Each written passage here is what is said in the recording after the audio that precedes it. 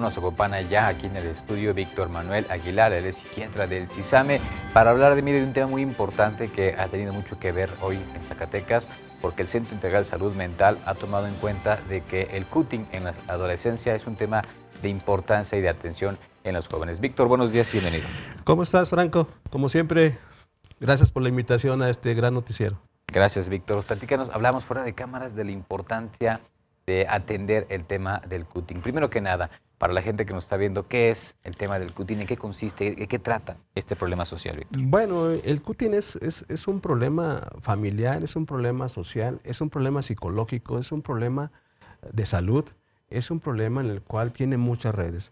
Es una situación en la cual el joven, la adolescente, entre 12 y 25 años, generalmente, son personas que tienen que cortarse, que quemarse, que golpearse, que automutilarse, porque ellos no saben manejar, no saben afrontar emociones, estrés nuevo, situaciones nuevas o circunstancias de su vida cotidiana. Entonces ellos utilizan los cortes de piel, las quemaduras, mutilaciones o incluso tatuajes para poder afrontar este tipo de problemas emocionales. Así es, hablábamos un poco de este tema que es lamentable que se esté presentando y que además va en incremento en los jóvenes, pero ¿cómo podemos fortalecer como padres de familia ese vínculo con nuestros hijos y cómo podemos evitar este problema de salud?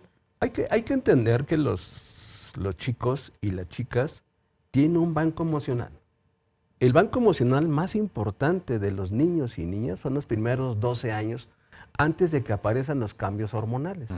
Estos primeros 12 años, los padres, primero con el ejemplo, deben aprender y enseñar cómo manejar circunstancias, cómo manejar deudas, cómo manejar discusiones, cómo manejar problemas que afectan a la pareja. Los hijos están absorbiendo todo eso.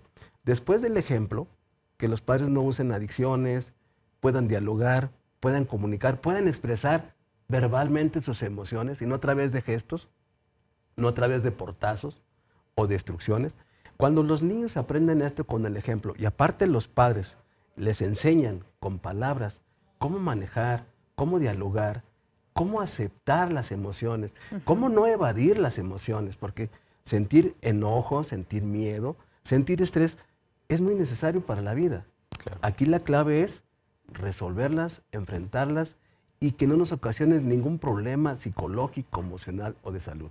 Entonces la importancia de los padres es fundamental en estos primeros 12 años para que tengan un banco emocional muy saludable los niños.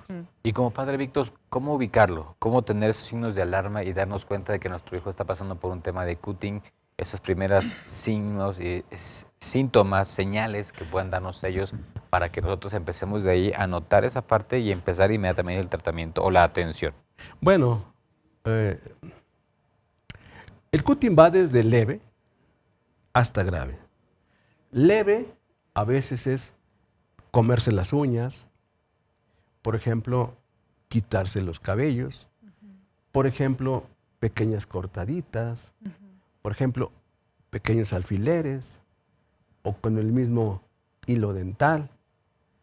Y ellos empiezan a esconder todo esto.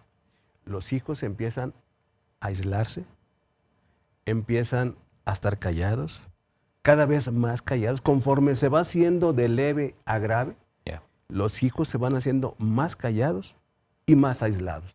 Llega un momento cuando el cutting es más grave, los hijos no salen de su recámara o no salen de su casa y están únicamente utilizando los cortes para sentir que existen, para sentir que son ellos, para sentir que las emociones negativas se van en forma fugaz, pero, oh, sorpresa, regresan esas emociones negativas de nuevo y vuelven a cortarse. De tal manera que a veces lo grave se vuelve una adicción.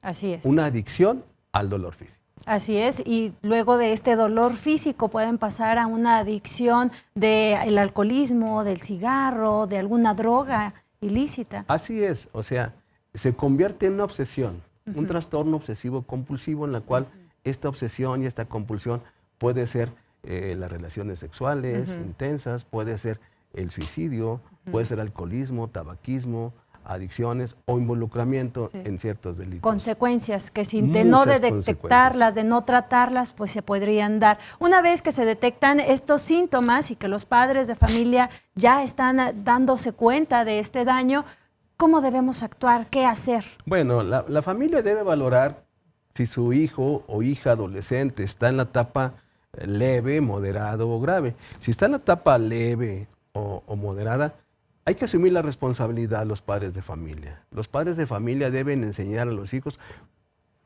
cómo hablar las emociones. Sin regaños, obviamente. Sin regaños. Los niños aprenden jugando. Claro. O sea, todos los niños aprenden jugando. Jamás con discursos, jamás con juicios, jamás con adjetivos calificativos. Todos los niños y niñas menores de 12 años emocionalmente crecen y se desarrollan jugando. Es un juego en el cual los padres le enseñan a jugar, a sentir enojo, a sentir caritas de tristeza, a sentir caritas de estrés, etcétera, para que puedan expresar sus emociones y los hijos conocer las emociones diferentes. Después de eso, cuando ha pasado de moderado a grave, es importante la opinión profesional. Es importante la salud mental y es importante ya cuando se ha complicado con problemas de personalidad. A veces los chicos están tan disociados de los videojuegos. Sí. Disociados. O de las redes sociales. Exacto, redes sociales y videojuegos están tan disociados que se van de su mente y necesitan cortarse para decir, aquí estoy. No estoy en la fantasía, aquí estoy. Entonces, se convierte en un trastorno disociativo, obsesivo compulsivo, y entonces cuando hay que pedir apoyo profesional en la salud mental. Afortunadamente Zacatecas cuenta con muchas unidades de salud mental. Y es muy fácil el acceso, es muy fácil llegar, solicitar una cita y platicar familia, padres de familia y el adolescente o la adolescente. El tema, podríamos decir, Víctor, se ha incrementado en los últimos meses, años en Zacatecas. La pandemia nos pegó en todos los aspectos. Fue un tema importante que a lo mejor sí nos obligaría a la pandemia a, como padres, juntarnos más como familia, a estar todo el día encerrados juntos. Pero esto nos llevó a detectar más casos y darnos cuenta de que nuestros hijos en el hogar tenían problemas más graves. Hemos visto que este incremento se dio derivado de eso. Así es.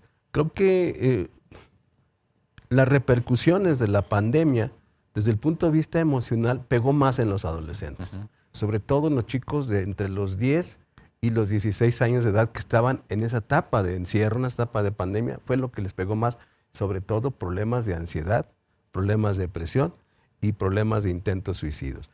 Eso, para calmar esas emociones tan negativas, tuvieron que utilizar el cutting. Pero efectivamente el encierro, el aislamiento, porque hay que recordar que estos niños tienen muchísimo, pero muchísima energía.